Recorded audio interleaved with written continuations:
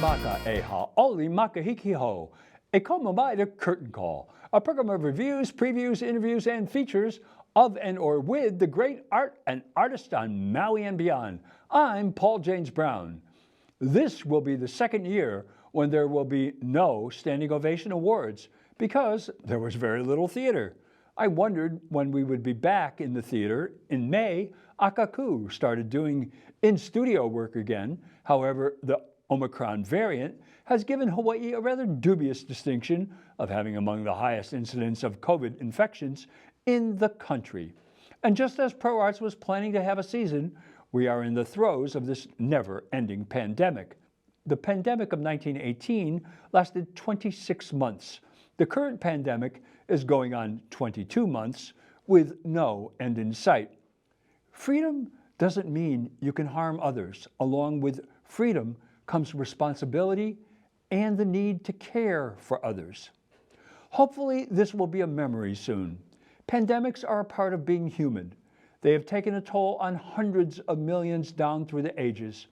One of the major motivators in science to address and vanquish these mass killers.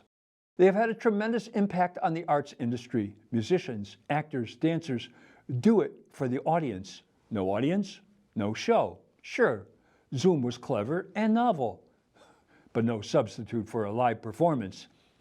In January, Adaptations Dance Theater had a performance postponed because of the plague, but they produced a beautiful short film inspired by 33 donors. About these films, I said, quote, that 5 dances take about 13 minutes and one wishes they were longer. The movements by these outstanding dancers are creative, exciting, and mesmerizing. The locations are as varied as the movement, but they all have one thing in common: unparalleled beauty. In July, after 16 dark months, Pro Arts and Oh Boy Productions decided to produce Damien, the story of the Saint of Kalaupapa, the place on Molokai where people from Hawaii with leprosy were exiled until 1969. About the show, I said, quote, in 20 years, how has Mr. Linares' Damien changed? It has grown in depth of understanding and appreciation for the saint that Damien is. The humor of Damien is frequent, and although there are a few laugh-out-loud moments, there are several snickers. The profundity of the situation for the lepers has always been a driving force in this play, but Mr. Linares connects with that force and communicates it without being professorial and makes the audience feel the horrors the residents of Kalaupapa experienced. He communicates the anger and frustration he feels about the Hawaii Health Department and his bishop like a pit bull. In the final scene, we learn of his relationship with his God. It is a beautiful moment in the culmination of a magnificent performance. In search of live performances, I returned after an 11-year absence to the premier magic show on Maui, Warren and Annabelle's.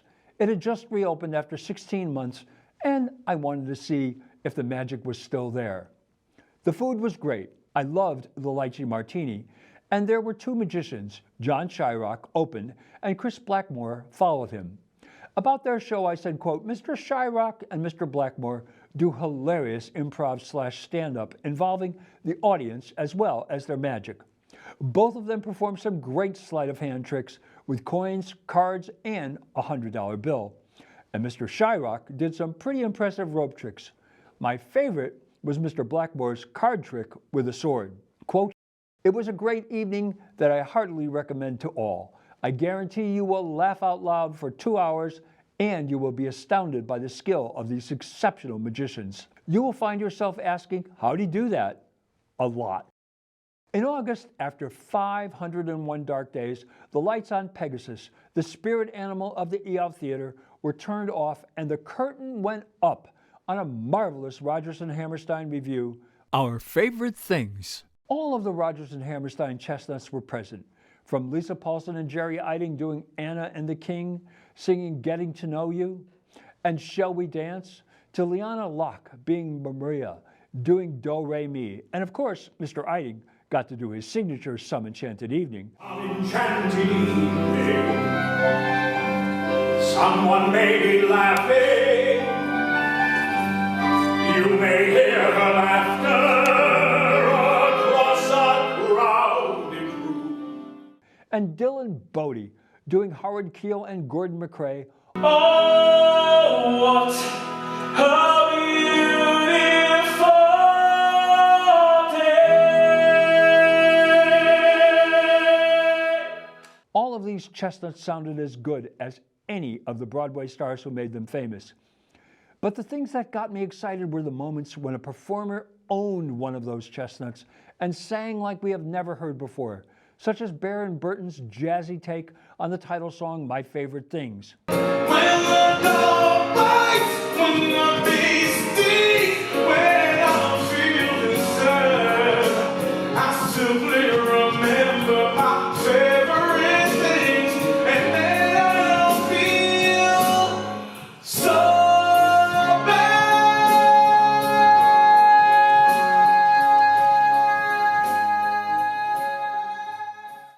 Or Kristen Otterson's virtuosic finish of Climb Every Mountain, and the coloratura high C at the end.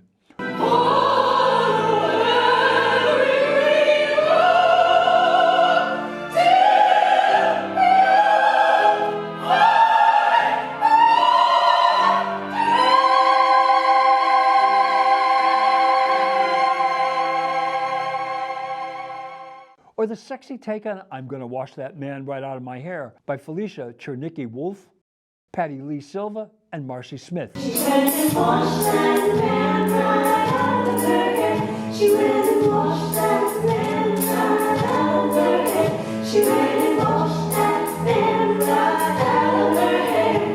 And set him on his way.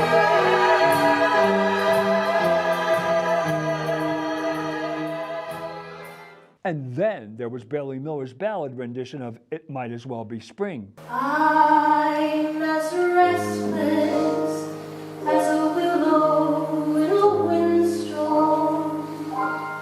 I'm as jumpy as a puppet on a string. Oh, why should I have spring fever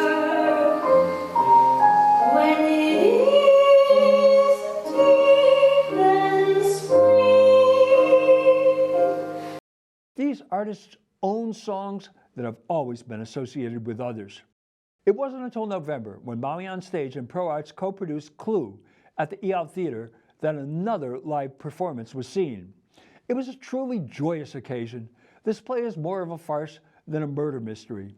The cast dashes about constantly from the library to the kitchen to the dining room and every other place on this marvelous multi-scene set. Mr. Whitford's staging broke the fourth wall with fabulous results. The dining room scene was particularly effective. The show was played in a presentational style, with actors frequently giving their lines to the house.